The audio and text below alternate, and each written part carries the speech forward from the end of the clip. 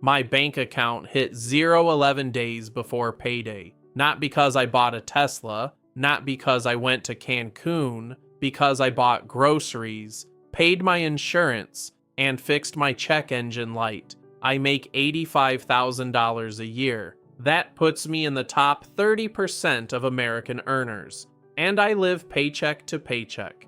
Not metaphorically, not, I can't save as much as I want. I mean zero, empty. Your card has been declined, paycheck to paycheck.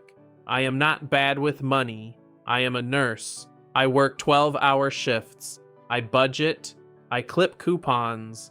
I do everything right. And still, I have nothing. Today, I'm going to show you my exact bank statement. Every dollar, every leak, every hidden trap. By minute 10, you will understand why 85,000 feels like poverty, and more importantly, what the hell to do about it. Before I show you the numbers, I have to say this. None of this is financial advice. I am not a financial advisor. This is my real budget. For entertainment and perspective. Your numbers will be different. Do not compare your pain to mine. Just understand the trap. Now here is the truth that hurts. $75,000 to $100,000 is the danger zone. Below that, you know you are broke. You expect the struggle. You live in a studio. You drive a beater. You do not feel surprised. Above that, you actually have breathing room. You can save. You can invest.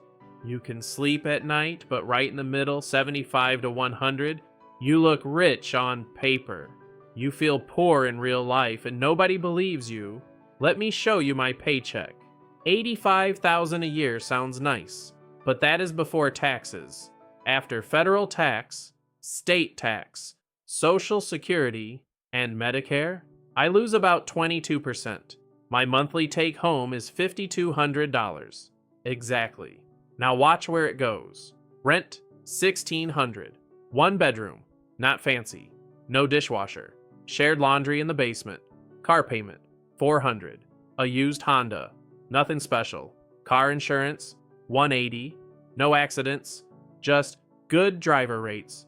Health insurance, $350. Through my job, high deductible. I still pay for everything. Student loans, $300. Left over from a degree, I am still paying for. Groceries, $400 for one person, and I cook every meal.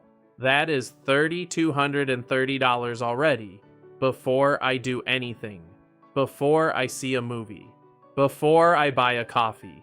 I have $1,970 left. Sounds okay, right? Here's where the invisible leaks start. Gas, $150. I drive to work. I cannot take the bus. The hospital is 30 minutes away. Phone, $80. The cheapest unlimited plan I could find. Internet, $70. My apartment complex forces one provider. Electricity, $100. Average. Summer is worse. Renter's insurance, $20. Required. Streaming, $40. Netflix and Spotify. That is it. No cable, no fancy subscriptions. Now I am down to $1,510. But wait, I have not eaten outside. I have not bought clothes. I have not seen a doctor.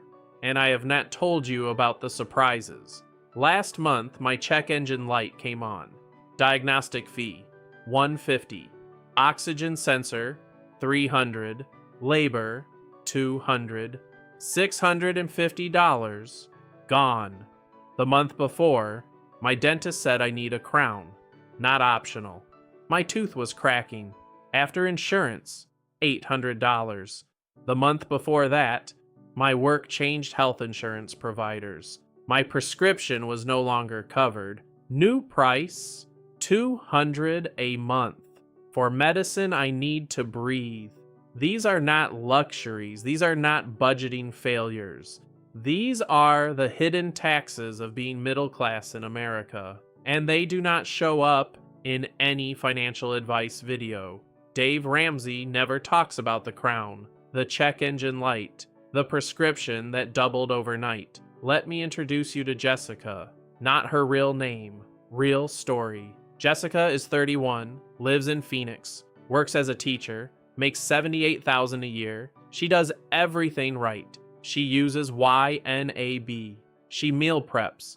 She drives a 2012 Corolla with no AC. And last year, her HVAC died in July, in Phoenix, 115 degrees. New unit, $7,000. She put it on a credit card, then her dog got sick. Surgery, $3,000. Then her car needed tires, $800. Jessica now owes $11,000 on credit cards. She pays $300 a month in interest alone. She makes $78,000, and she cannot afford an iced coffee without guilt. Jessica is not bad with money. Jessica is getting crushed by life, and she is not alone.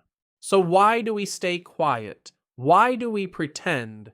Because admitting you are broke at $85,000 feels like failure. Your parents think you are rich, your friends think you are comfortable, your coworkers think you have it together, and you are one emergency away from disaster. Here is the psychology. We compare ourselves to people who make less, and we feel guilty for struggling. At least I'm not on food stamps. At least I have a roof. At least I'm not homeless.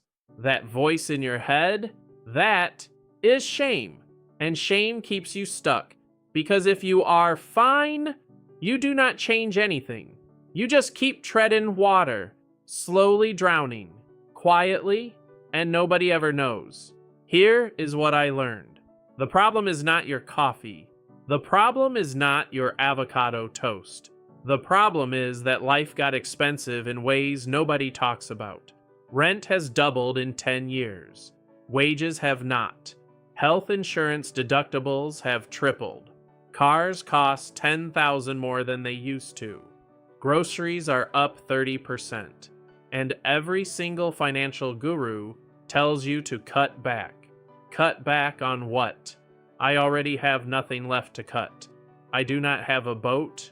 I do not have a vacation home. I do not have a second car. I have a one-bedroom apartment, a used Honda, and a job that makes me tired. And I am still broke. So step 1, stop blaming yourself. You are not lazy. You are not stupid. You are playing a rigged game. Step 2, stop comparing. Your neighbor with a new truck, he is probably in debt up to his eyeballs. Step 3, get angry. Not at yourself, at the system. Then use that anger to change. Here is what you do today, right now. Step 1, open your banking app and scroll back 3 months. Do not judge yourself. Just look. Find the 3 biggest expenses that are not rent, car, or food. For me, car repair, dental, prescription. For you, maybe it is medical, maybe family help, maybe a subscription you forgot. Circle those 3 things. Those are your leaks, not your coffee, not your takeout. Step 2, call one of them today. Just one. Call the insurance company and ask for a lower rate. Call the hospital and ask for a payment plan. Call the pharmacy and ask for a generic. One phone call, 15 minutes. It could save you $200 a month. Most people never make the call. Be the person who does. Step 3, create your emergency only number.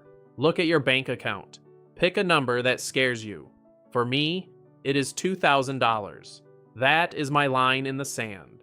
If my account goes below $2,000, I am in the danger zone. And when I hit that line, everything stops. No eating out. No Amazon. No nothing. Not because I am punishing myself, because I am protecting myself. Step 4, automate $5. Yes, $5. Open a separate savings account. Set up an automatic transfer of $5 a week. That is $20 a month, $240 a year. It is not retirement. It is not freedom, but it is a start.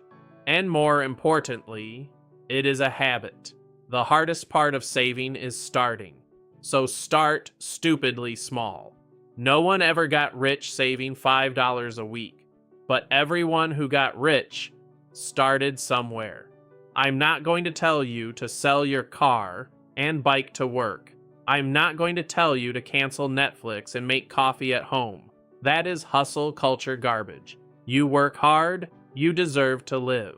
But here is the real truth. The only way out of the 75 to 100,000 trap is to increase your income. Not because you are greedy, because the system is broken.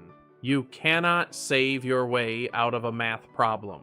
If your expenses are $5,000 and your income is $5,200, you have $200 of wiggle room. One emergency wipes you out. No amount of coupon clipping fixes that. So tonight, spend 30 minutes on Indeed, or LinkedIn, or whatever. Look at jobs that pay $95,000, $105,000. What skills do they want? What certification? Pick one thing, one certification, one skill, and start. Not because you are not enough, because you deserve more than paycheck to paycheck.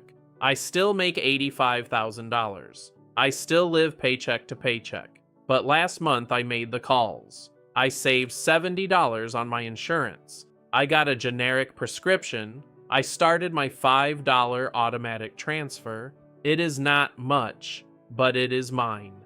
And next year, I'm getting my certification. I will apply for the $95,000 job, not because I'm greedy, because I am tired. Tired of checking my bank account with one eye closed. Tired of saying I cannot afford it when my friends want to go out. Tired of pretending I'm fine when I'm not. If this video felt like looking in a mirror, I need you to do two things. First, comment below. Write, "This is literally me." Let everyone know they are not alone. Second, click the video on your screen right now. It is called, "I Stopped Helping My Family Financially," because for some of you, that is the leak. The hardest part of being middle class is admitting you are struggling, but once you admit it, you can fix it, and you deserve to fix it.